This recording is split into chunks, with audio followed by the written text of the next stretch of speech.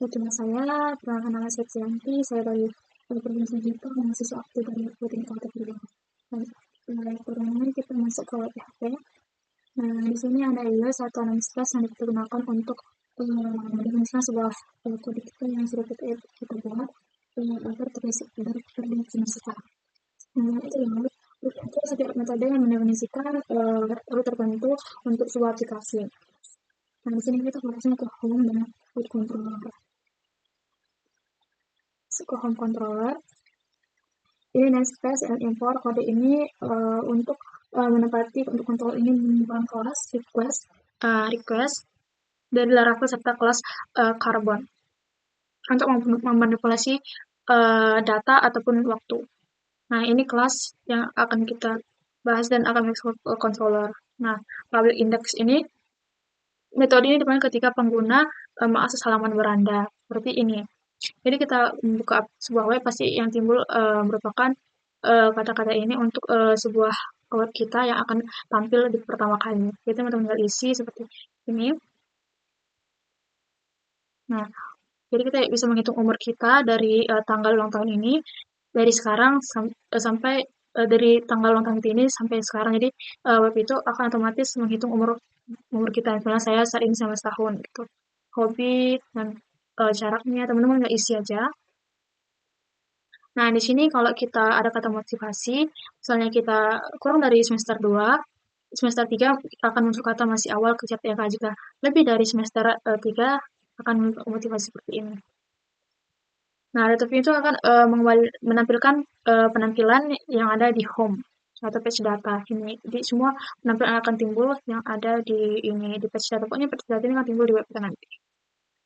Lanjut ke Homeblade. Nah, untuk Homeblade ini cukup panjang. Tapi di awal itu kita menggunakan kode HTML, teman-teman. Nah, seperti ini kode HTML yang kita gunakan untuk mendefinisikan struktur dokumen kita. Kita menggunakan title home, sebutan judul besar, dan kita menggunakan link, bootstrap. Di sini juga kita menggunakan title praktikum nanti. Teman-teman bisa ubah ini semua terserah teman-teman praktikum Nabila, Eza, atau apa macam teman-teman bisa. Jangan lupa untuk link ref-nya kembali.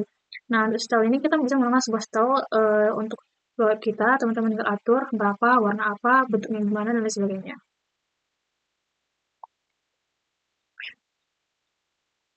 Nah, untuk navbar ini merupakan menggunakan Bootstrap untuk membuat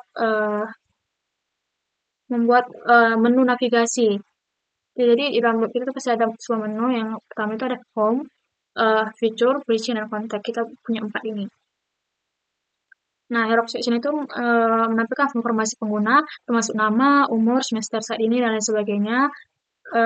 Data ini diambil dari controller menggunakan syntax blade. Jadi ini akan tampil, kita akan tulis untuk menampilkan semuanya. Nah, content section, sorry. Nah, content section ini itu untuk menampilkan sebuah hobi pengguna dalam bentuk table yang akan ditampilkan dari variabel hobbies.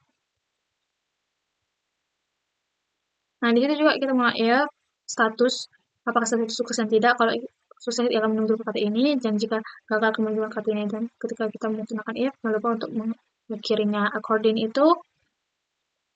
Nah, untuk according ini tentang informasi yang ada di web kita, about us.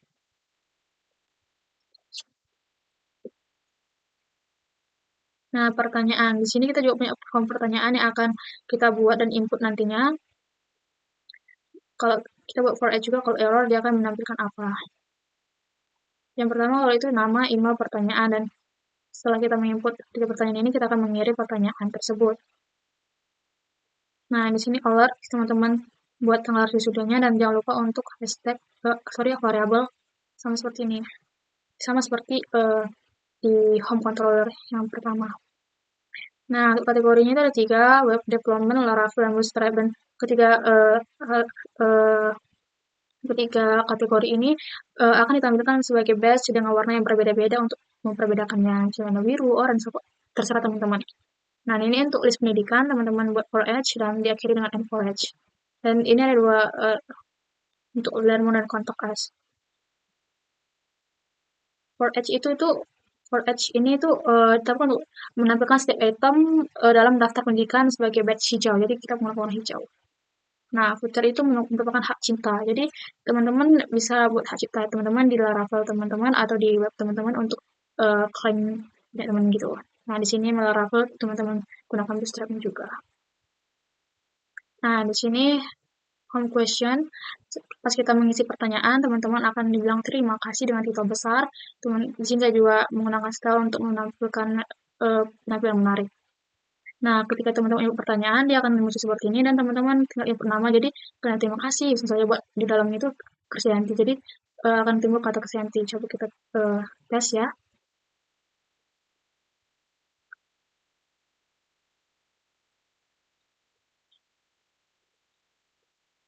Baru yang kita buat home. Nah, kita buat di sini. Nama Krisdayanti, email, kita buat abstrak aja ya. Oke, itu ada salah. Soalnya dia kan menimbulkan karakter. Di sini nama kita lebih dari 10 karakter, kita kurangi jadi 10. Nah, ini akan timbul dari yang ini teman-teman. Terima kasih Kriyanti, pertanyaan itu terkirim. Seperti itu teman-teman. Dan ini kan ada tombol kembali, jadi kita setelah mengisi kita bisa kembali dari ke awal. Soalnya saya klik tombol, nanti akan kembali ke sini. Oke, selanjutnya saya akan menjelaskan tentang tugas kedua yaitu login form bed. Di sini saya juga menggunakan variabel HTML dan titelnya itu login form dan menggunakan link Bootstrap seperti biasa. Saya menggunakan stylenya, teman-teman bisa lihat dan teman-teman bisa mengerti dari komentar ini. Setelah kita buat style, jangan lupa tutup dengan slide style kembali teman-teman. Nah, di sini ada if itu merupakan kesalahan. Jadi misalnya kita melakukan kesalahan, maka kesalahan itu akan tumbuh dengan tampilan kotak merah. Kita menggunakan if. Formulir ini menggunakan MetaPost teman-teman untuk mengirim data ke URL kita. Nah, di sini teman-teman pasti tahu apa sih CRS? Kenapa kita menggunakan CSRF? CSRF ini kita gunakan untuk menghindari serangan dari CSRF ini. Jadi kita antisipasi untuk menjaga data kita. Nah, di dalam login itu pasti ada dua, username dan password itu yang paling penting. Nah, setelah kita isi semuanya ini, kita login ke klik login. Masuk ke login sukses. Nah, ini sama teman-teman, kita pasti di awal itu pasti menggunakan title untuk judul besar kita supaya menampilkan apa yang kita buat, supaya pandai memilahnya. Sehingga juga menggunakan bootstrap. Bootstrapnya terserah teman-teman yang menurut teman-teman menarik. Jadi saya menggunakan style, body, container, icon success, black button. Nah, di sini saya menggunakan icon success, jadi nanti saya akan menggunakan sebuah table dalam login form ini atau login suksesnya. Jadi ketika saya berhasil mengisi username dan password, itu akan tampil checklist seperti ini atau kata benar atau kata sukses logonya gitu teman-teman. Di sini saya juga menggunakan H2 dalam judul besarnya supaya lebih besar gitu dan selamat datang di username. Misalnya saya isi Kridayanti, jadi yang muncul itu selamat datang Kridayanti gitu teman-teman. Oke. Nah, di dalam kotak nanti akan terisi informasi dan detail. Username kita akan ditampilkan, waktu login terakhir itu akan ditampilkan, statusnya juga akan ditampilkan. Nah, dan kita juga bisa kembali ke login. Pas kita sudah berhasil login, kita juga bisa kembali ke loginnya lagi. Mungkin teman-teman ada kesalahan yang mengulang atau segala macam. Teman-teman bisa login. Login.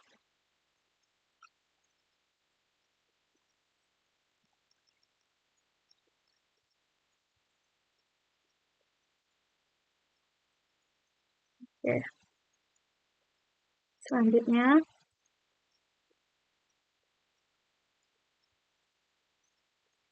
nah, teman-teman, kita akan masuk ke loginnya ya. Kita coba ini home, kita hapus out. Oke, coba username-nya saya buat Krisdayanti. Passwordnya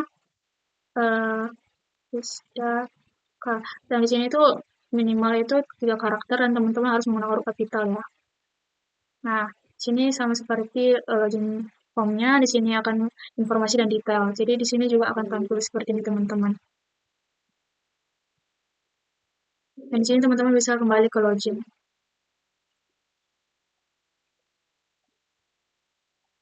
Nah, untuk yang terakhir controller, teman-teman bisa menggunakan space-nya, teman-teman menampilkan function-nya, class of controller-nya,